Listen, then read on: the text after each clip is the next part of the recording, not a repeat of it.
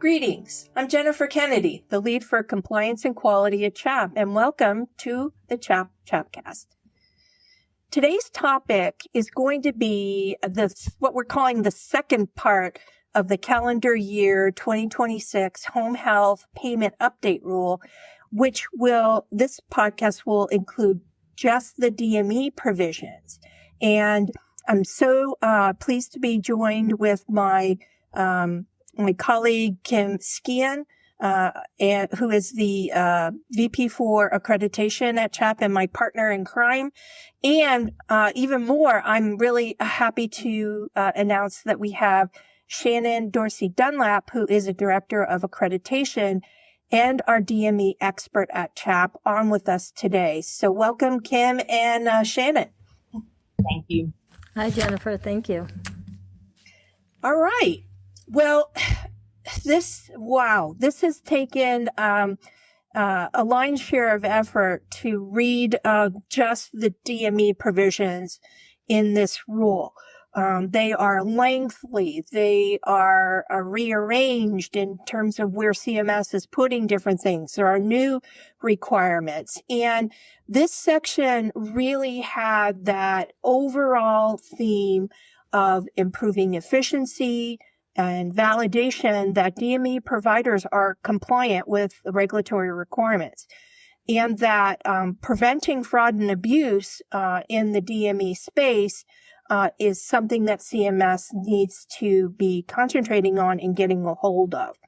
So update of these regulations is aimed at really that fraud and abuse decrease goal in order to preserve the Medicare Trust Fund. So, given all of that introduction, let's go ahead and talk a little bit about the highlights of the rule. And more importantly, why should DME providers even care about this? Yeah, no, Jennifer and Shannon, thank you for joining us today. We are very happy to have you with us to share your expertise. I'll start just by building on what Jennifer just said in terms of introduction. We know in the home health proposed rule, there were approximately 200 pages, if I'm not mistaken, dedicated to the DME proposed changes, some of which include AO oversight for DME providers, but there are quite a few changes that also directly impact DME providers. And it really is important that the providers, DME providers, do understand what the potential implications are with the components of this rule, and what the next steps would be in terms of, what the impact may be, and also then how they could potentially prepare. And for that, I would like to turn it, as we said, to Shannon. Shannon, one of the things, just if you don't mind, as we get started, if you'd like to please just provide a very brief overview of your role here at CHAP as a DME expert. Sure. Thank you for having me. I'm glad to be participating today. I'm a director of accreditation with CHAP, and I have really all of DME nationwide. So as far as the site visitors, reviewing the site visit reports, providing the organization, with resources and helping them interpret the CMS regulations as well as CHAP standards. Well, I was going to say, since the time I've been here, Shannon's taught me a lot about DME. So first of all, thank you, Shannon, for that. It helped me read those 200 and X pages a little more intelligently with your guidance. So I can't thank you enough for that. Absolutely. I've been in DME since the early 90s. So it's been a long time. Well, we certainly appreciate it, and your value and expertise both to us at CHAP and to the industry, and of course to our customers.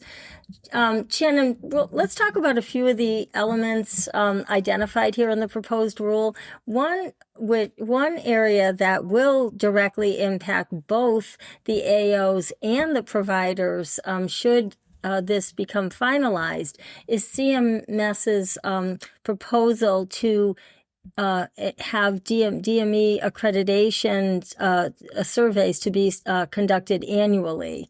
And so if you can talk a little bit about the reasons behind the potential reasons behind the recommendation and what this impact may have on providers. Sure. Of course, CMS is concerned about compliance from both suppliers and AOs. Of course, they're proposing to direct the AOs to do additional surveys, which would include the annual and then surveys at any time thereafter. And of course, the main focus here, as Jennifer's already mentioned, is decreasing fraud, right, and abuse. That's the primary goal. So, when you talk about that, Shannon, reading that rule, there was just like case after case after case, primarily cited from the OIG, Office of the Inspector General, about fraud and abuse in this space. And I know that, you've been around the block for many years in the DME area. What are some examples of that you've seen or read about of fraud and abuse happening in the DME area? I think common examples are false delivery, right? Saying that the beneficiary has received a product when in reality they have not received that product. Or it could also be upcoding, right? Giving them a basic item and then billing for complex or custom items. So I think those are probably the most common that we see. Right. And I think, we've read stories, in who knows who is the maybe ProPublica or another type of journalistic entity talked about the braces that have been fraudulently sussed out, and those providers are facing consequences. Wheelchairs, electric wheelchairs. That's it. The electric wheelchairs. So we've all seen some of the writings out there about some of the abuse happening in this space. And what are your thoughts about CMS trying to shore that up? Well, absolutely. I mean, I think we all across the industry do not condone, right, fraud and abuse. We want that to be monitored, to be policed, so to speak.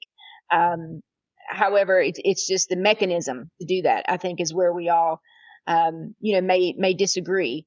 Hopefully, the community, the DME community itself, through this process of, submitting comments, will be able to provide realistic feedback as to what could help decrease fraud and abuse. Great. Thank you for that. So, Kim, I didn't mean to get us off track here.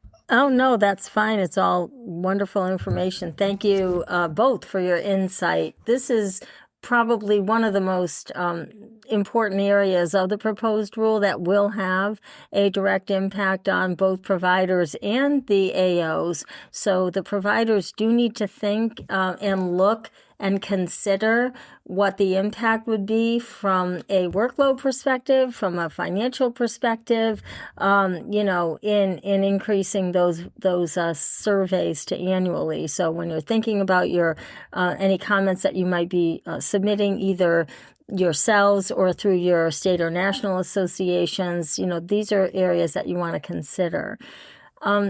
Another area, and Jennifer, I'm going to ask you about this, but there is a proposed exemption process for the prior authorization for certain DME items. Now, if I'm reading this correctly, and certainly Shannon, jump in if I'm not, there are limited areas where there are already limited. There are supplies, if you will, that receive prior auth, and this is. If this is finalized, there will be an opportunity for the DME providers in some cases to not have to submit. Is that correct? They will receive an exemption for regarding if they achieve a certain threshold. Is that correct? Jennifer, I'm asking. Yeah, and it's the claim approval rate of 90% or greater in order to qualify for that exemption. But I invite Shannon to weigh in here as well with any other insight she has. Yeah, absolutely. It would be the MAC, so the Medicare Administrative Contractor, that are completing the post-payment medical reviews, and of course that's where the 90% approval rate or greater would qualify them for an exemption. So this is one area that is potentially positive for the DME providers. Yes. Which is with everything else that's definitely a positive proposal, or should be. Shannon, do you mind talking a little bit about the proposed rule changes to competitive bidding? Sure. The rule includes potential adjustments to the competitive bidding program, including determining payment amounts, the number of contracts that are awarded, and potential adjustments to the state plan amendments. This includes the state plan amendments at 75th percentile. CMS proposes to set the single payment amount to the 75th percentile of the winning bid. Additionally, they're looking at the definition of medical supplies.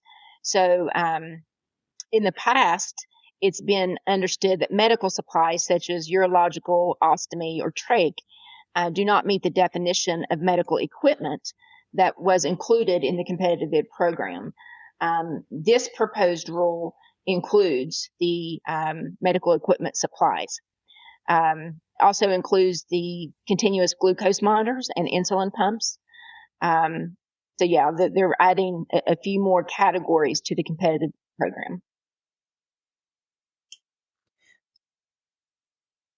So what do you think the impact could be, Shannon, on DME providers if these changes are made finalized? Well, if these additional items go through competitive bid, we know that will decrease, right, the reimbursement. So in addition to decreasing reimbursement, we're also looking at increasing costs when it comes to the annual accreditation cycle. So they're kind of getting hit on both sides. Yeah, that sounds extremely burdensome and not only to operations, but possibly to quality, maybe even. Exactly. Yeah. There's a lot of preparation that goes into accreditation, even though, I mean, you have your policies and procedures and you're supposed to be compliant at all times, right? I mean, that's the intent for accreditation for quality. However, organizations you still prepare for accreditation, whether you're doing your own mock audit or your own mock surveys. You have people that are available, right, to assist the site visitor when they come on site. So there is a cost in preparing for the every 3-year accreditation cycle. And now they're looking to increase it to once a year or more frequently if requested. Right. That doesn't sound like it could be sustainable for any period of time. To me, it doesn't. No, I agree. And for DME, I mean, when you're looking at a profit loss margin, if 3% or less, sometimes that could be significant. Yeah, no doubt. Well, that sounds definitely like something that our listeners out there should be putting in a comment letter, their feedback about that. Absolutely. Absolutely. Everyone should be commenting as requested to CMS and providing, calculations regarding the cost. And of course, all state associations, AA Home Care, everyone is coming together as a DME community to comment on this. So there are plenty of resources out there for those independently owned organizations. I hope they don't feel like they're on their own, because they're not. As an industry, everyone has coming together to, reply to this proposed regulation. And so I encourage all of the organizations, regardless of size, to reach out to your state associations, reach out to your national associations, and participate in the comment period. Thank you, Shannon. And I appreciate that you said something about including calculations, because CMS does appreciate quantitative data as much as they can get it. As well, they do appreciate qualitative data as well. But quantitative data is something that I think they would appreciate very much. All right, Kim, let's go ahead and switch gears and talk about the enhanced oversight requirements that are written into the DME provisions of this proposed rule as well. Sure. Well, again, there were many provisions included in here, many of which are similar to what had previously been published by CMS in the AO oversight proposed rule, and which was not finalized. So in that case, it was for home health and hospice and other providers. In this case, this is specific to DME. And one of the requirements is increasing the frequency, or proposals is increasing the frequency of the DME surveys and reaccreditations to annually, as we have discussed. So again, this has an direct impact on both providers and on the AOs. And again, as CHAP,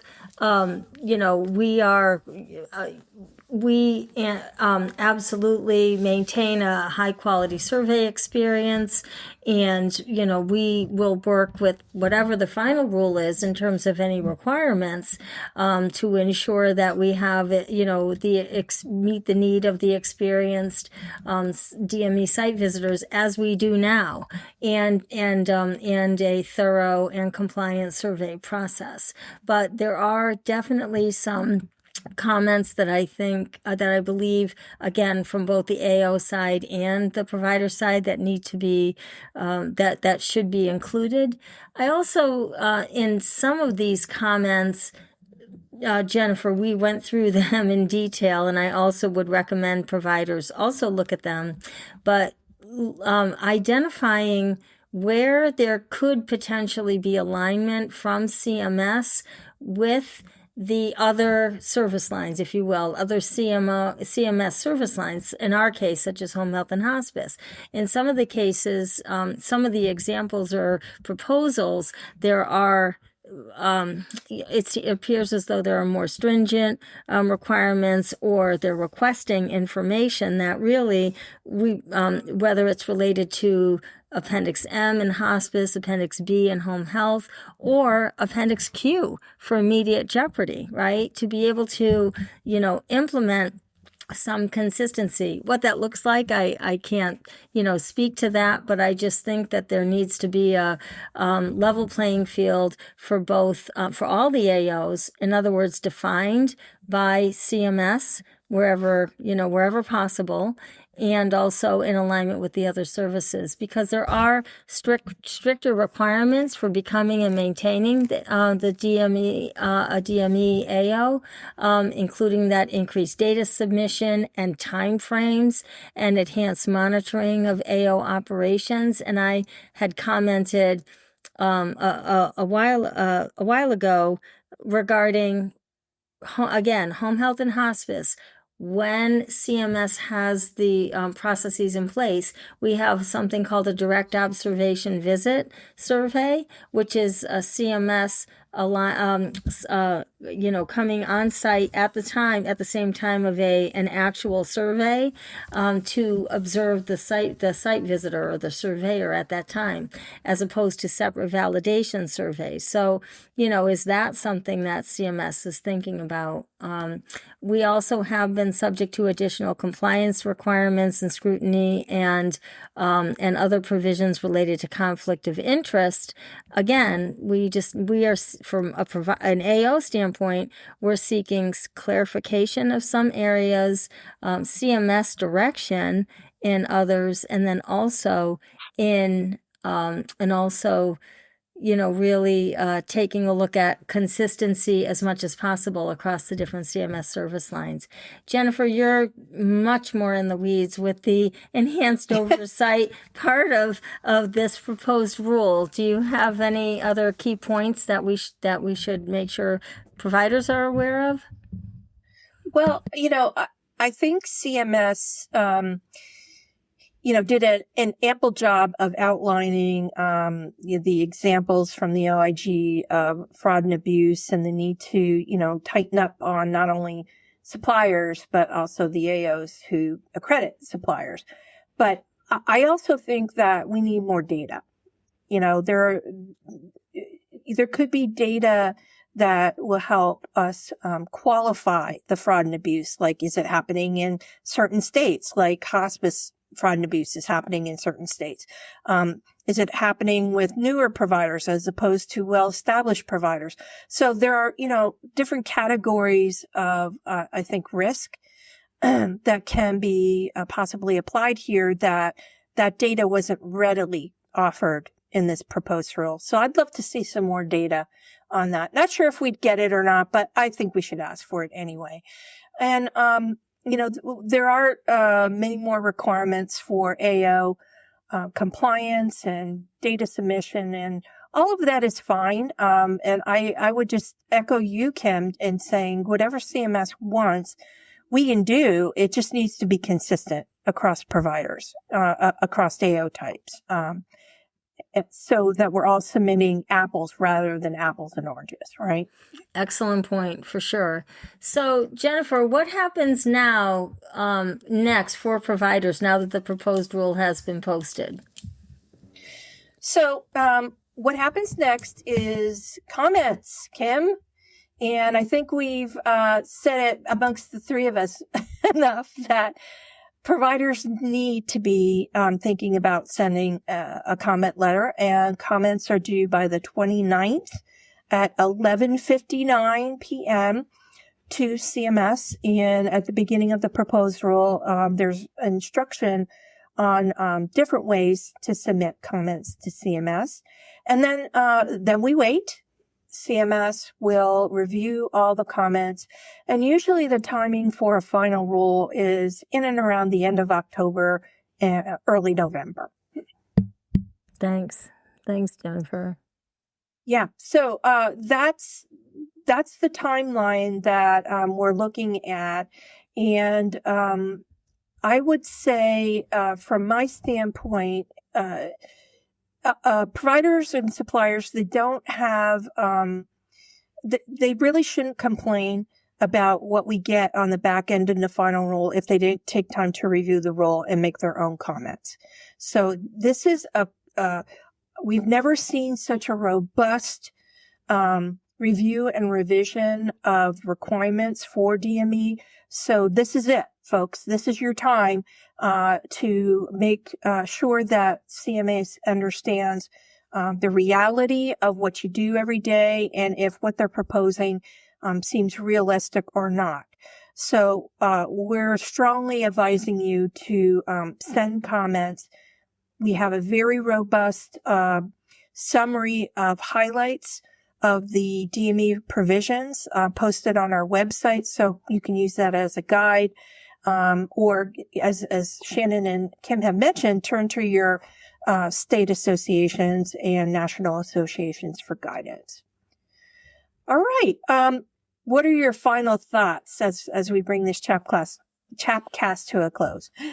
So I would just say, reiterating what we already have said, please read the rule, understand the impact on your own provider, situation, both from a resource perspective and financial, and submit those comments and to really understand what the impact is. Because as you said, we've seen that the direction of CMS toward tighter DME oversight, provider oversight has been taking place for the past year and a half or so, past couple of years. And we've seen it, that this would be, that this is an area of focus. So this is, while it's not surprising that there is an, CMS's direction to heading into this oversight, it still is something, as Jennifer pointed out, that is new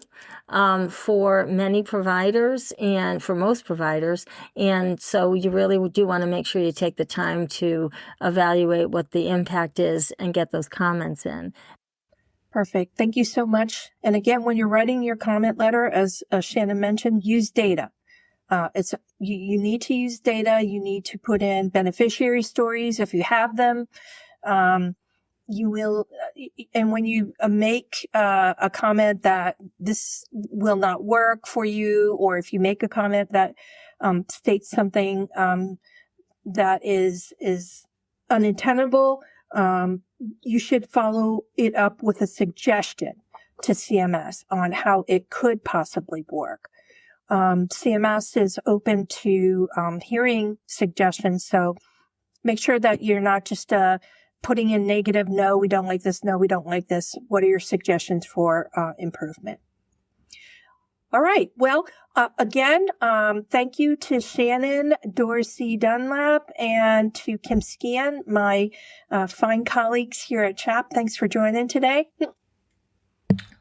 Thank you for having us and for joining us, Shannon. And thanks to all of you for taking your time out of your day to plug into our podcast. We know you're busy, so we do appreciate that.